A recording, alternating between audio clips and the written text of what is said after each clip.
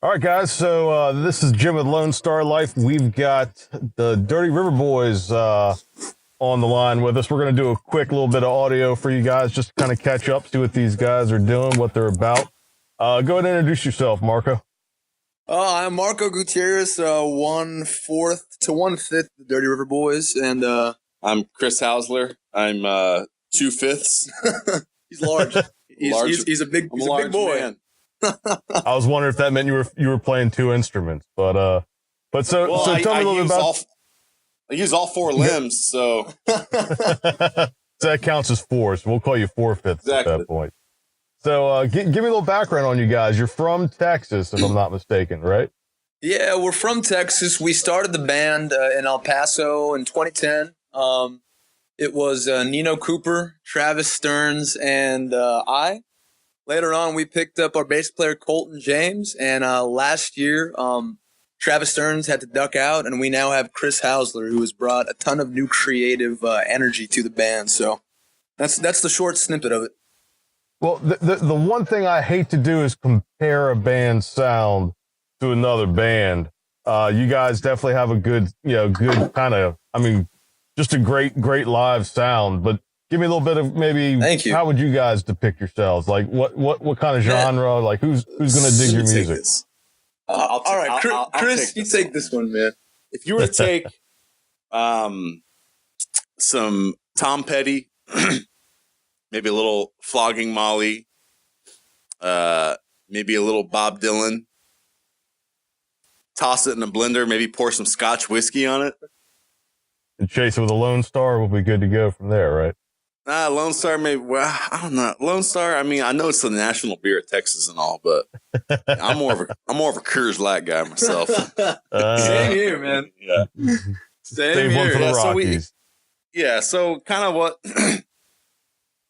I mean, I guess we kind of do pursue this sound because it is what comes naturally. So we want to kind of make sure it's like when we're writing and recording and all that, we want to make sure it's as organic as possible, but.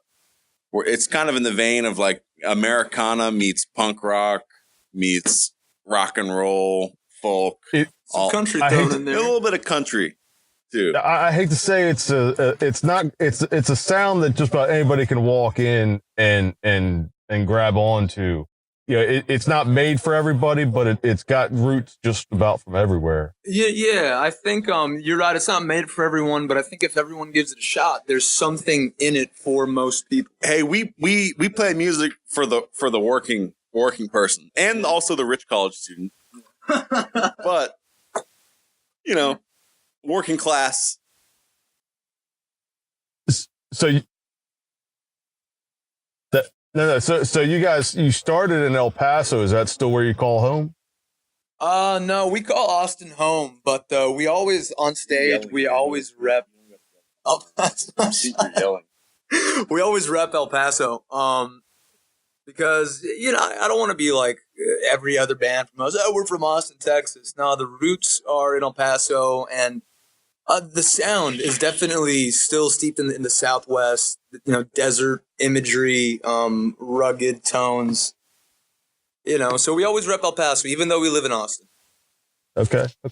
What's the change been like? Like, what's the difference between playing in El Paso as your hometown as opposed to playing in Austin? Well, we made the move about 7 years ago now. God, time's flown. And back in El Paso, we were just we were earning our stripes, man. So back then we were playing anywhere that would take us, anywhere that would, kick us some money, anywhere you could fit 3 people and a PA system in, we were playing there. So the transition from El Paso to Austin, once we moved to Austin, we were able to tour heavily just because, you can drive an hour from Austin to get to San Antonio instead of driving 8 hours to get anywhere from El Paso. So yeah, it just became a little easier. Being a traveling band in Texas, it's like a world tour every time you go out for the weekend. You're putting some miles on. Exactly. We've been up to the East Coast, and I kind of love it because you can travel 3 hours and be in 4 different states. But in Texas, man, the drive from, I think we've done the drive from Austin to like the tip of the Panhandle. It was like 11 hours or something like that on the way to Steamboat, Colorado. Yeah, it's something. It's yeah, it's a little ridiculous. I measure it by P stops, man. We had to stop like 6 times. Well, what's the music scene like in Texas or in Austin right now? Like, what's is it supportive still? Is it still a lot of new bands coming up? It's the city is growing faster than it can handle, but the thirst for live music is definitely still there, and the scene is very supportive. You know what? I think Chris is not only in our band; he's in a few other bands that play in Austin a lot, so he might be better equipped to handle this question. What do you think about the Austin scene? It's pretty eclectic. You can on a late weekend night, you can walk down the road and down the street and catch anything from like psychedelic rock to ukuleles, like Afro and, beat, to ukulele jams to like somebody playing a jaw harp for 100 people. I don't know, it's pretty eclectic, and it is very supportive. Definitely, and it's a good place to be based out of, but it's the kind of town where you definitely want to get out because they call Austin the Velvet Rut because it's a beautiful town, but people get stuck there. Yeah, you can. It's got so much. It's such a good music scene. You can kind of almost overexpose yourself out there because it's easy to do. But so let's take El Paso off the plate. Let's take Austin off the plate. What's the next town in Texas that you get excited when you go play in that town? We love playing Green Hall, man. Anytime Green Hall's booked on the calendar, I love it because I get to sleep in my bed the night we play there. It's only 30-minute drive. Yeah, Green Hall is in New Braunfels. It's the oldest dance hall in Texas, and it's nice because when we play there, we get our normal crowd, but there's like always a revolving crew of new people who are just kind of visiting Green that want to experience the oldest dance hall in Texas. So inevitably, they come to the show and they're packed out, and the energy is electric in there. So I would have to agree, man. Green Hall and when Granada Theater in Dallas comes up on the list, man, that's another great place for us to play. It's an old 1920s theater, amazing crew, amazing sound. It's the kind of venue that you walk in and you're not at a bar, you're at a venue. So it's all about the music. You have to go to the back of the main entrance to get a drink. So it's really about the music, and then they treat you. We're a small band, man, and they treat us well. They treat us like we definitely don't feel that way when we're there. They treat us like we're royalty, and that's after driving in a van for 8 hours, it's kind of nice to have a hot meal and some awesome sound guys. Very good, man. Now let's talk about supporting some other music. Who out there? And I know it's not a fair question, and by no means I don't want you to leave anybody out, but recently, who have you played with that you just the show clicked and it was just one that you're never going to forget? Like, who else can you show some love to?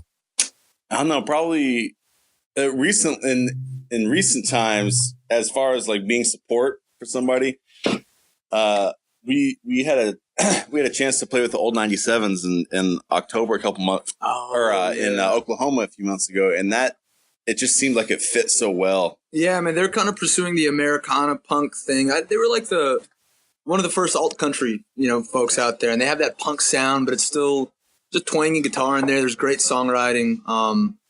So I mean, I listened to them a lot as a kid, and playing with them was kind of like a dream come true, man. It was the coolest thing because they've been on the road for 20 some odd years. Yeah, and we were backstage with them, and they're just like kids, man. They're just dudes. Yeah, they just want to hang, man. They're just.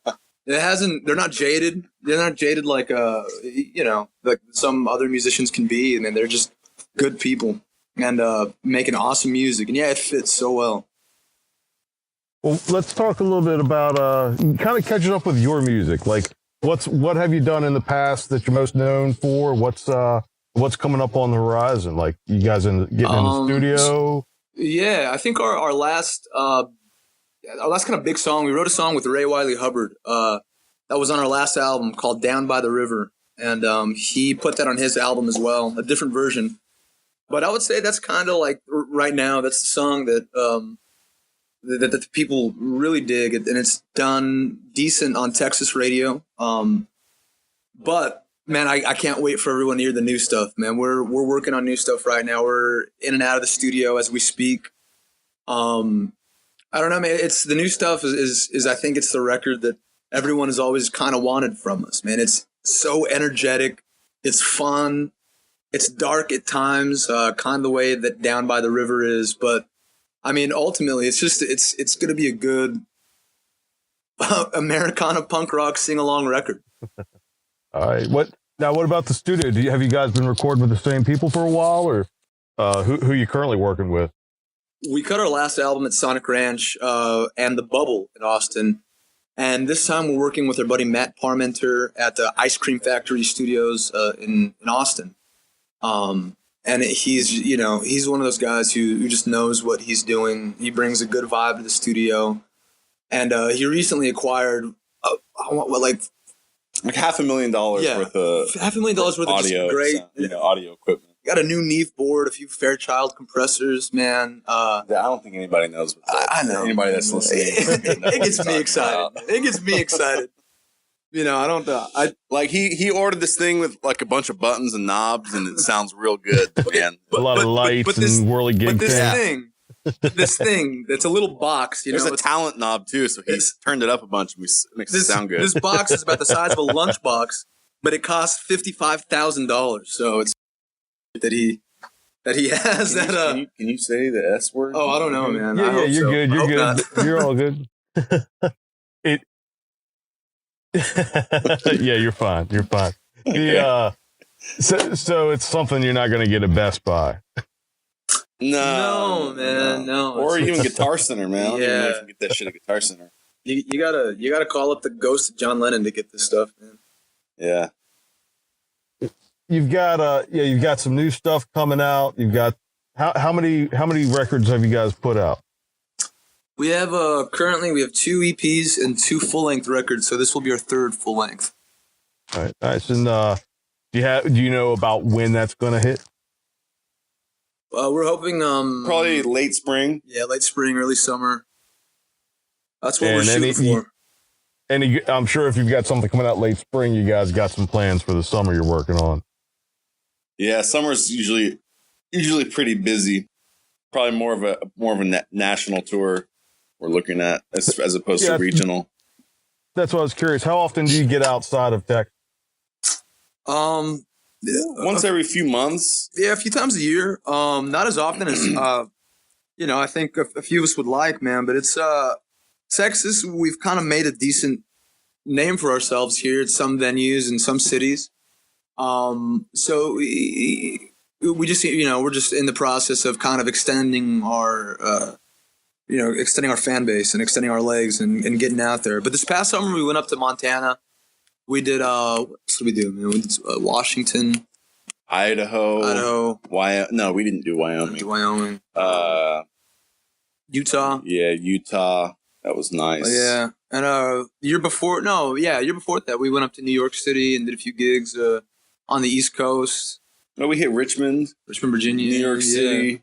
So let me ask this: it's how if someone wants to hook up with you, if they want to reach out, follow you, like what's all your interweb connection? Well, if it's someone who's just interested in following us for music and seeing where we're gonna play, I'd say Instagram, Facebook. Yeah, social media Instagram's a social media platform of choice for sure. But we're on DirtyRiverBoys.com, Facebook /DirtyRiverBoys, Instagram /DirtyRiverBoys, Twitter. Marco has a MySpace that he still posts on. Yeah, I got a live journal, man. I post all my emo songs on there. Yeah. Chris is he's on LimeWire still. Yeah. He's still uploading my amateur videos. Well, let's put you guys on the spot for a sec. What are you listening to right now, Marco? You could start, Marco, and then I go. recently did that. I did that Spotify thing. That everyone's doing. That you type in your handle and they tell you what you've listened to the most. and Kendrick Lamar's Damn album. Like literally 4 of the 5 tracks on my top listened to album songs were off of that album. So this year's definitely been the year Kendrick Lamar. Also, man, the new Saint Vincent album has blown me away recently. Okay. Just shocking, amazing production, man, amazing songwriting. She's one of the only people who she's doing pop music right, in the sense that it's not just for the money. She's making art, and no one's really doing that these days, it seems. That, and let's look at the new Turnpike record. The new Turnpike Troubadours record is fantastic, man. We've we used to play Cheatham Street in San Marcos, man, when they would pull up in a van worse than ours, and now they're going to play Red Rocks. So shout out to those guys, man. Do me a favor, Marco. Message me your Spotify handle, and I'll throw that out there for everybody. I definitely will, man. And then Chris, what about you? Give me 1 or 2 things that you're. Oh man, really I got a pretty eclectic taste in music, and sometimes it kind of freaks these guys out. I love it, man. But I listen to shit from all over the world. Like, I'm super into like all the West African stuff, like Afrobeat, and in the late 60s and 70s there was like kind of a psychedelic like fuzz rock revolution in like Nigeria. Yeah. And some of the best music, I mean, to me personally, that's ever been made came out from there. And it was so good that Paul McCartney sought out the sound when he was going to record Band on the Run. And I mean, a guy like that, he has access to any facility in the world. He could get any sound he wants, but he travels to Lagos, Nigeria to get it. So if anybody's listening, some Fela Kuti will change your life. FELAKUTI. And you put some of that stuff on and you're definitely going to be getting down. All right. So I'm going to ask you the same thing. If you've got a Spotify handle, throw that my way too. I want to check some of that stuff out. Sure thing. But here's where it gets evil. So, and I asked this question to everybody I've ever interviewed. So, Marco, what's the most embarrassing song you've got downloaded on your phone?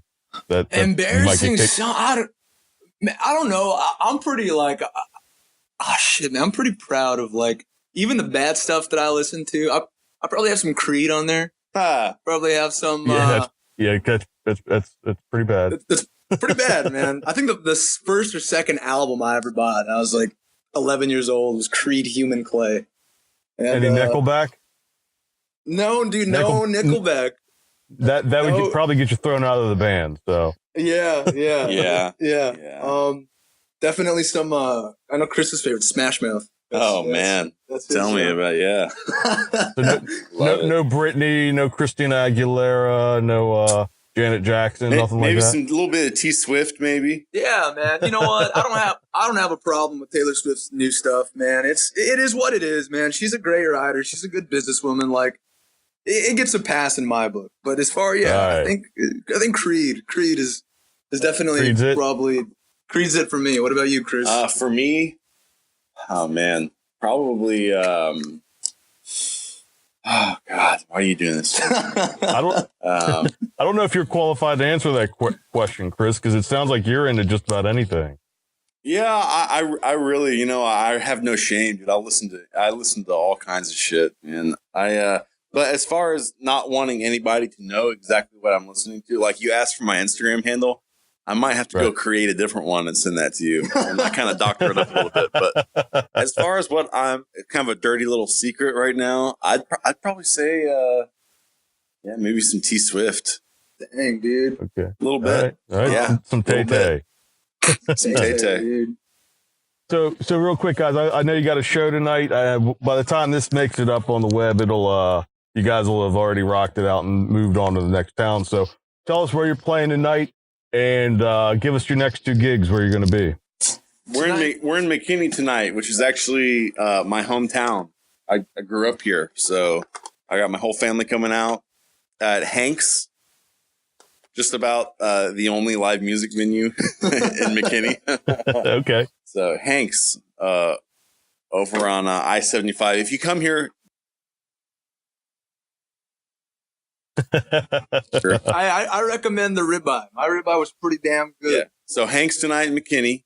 Yeah. and then, Hometown show, and then next week show, on Saturday week, is Saturday, Austin. Friday. Yeah. Friday. Saxon Pub in Austin. And then we're in El Paso on the 30th. Lowbrow Palace right. in El Paso. Little 3-piece, toned down show, but we're still gonna rock the hell out Yeah, of it's it. going to be a 3-piece show. Well, guys, I appreciate the time. Like I said, I don't want to tie up too long before you got to get out there and jump on the stage.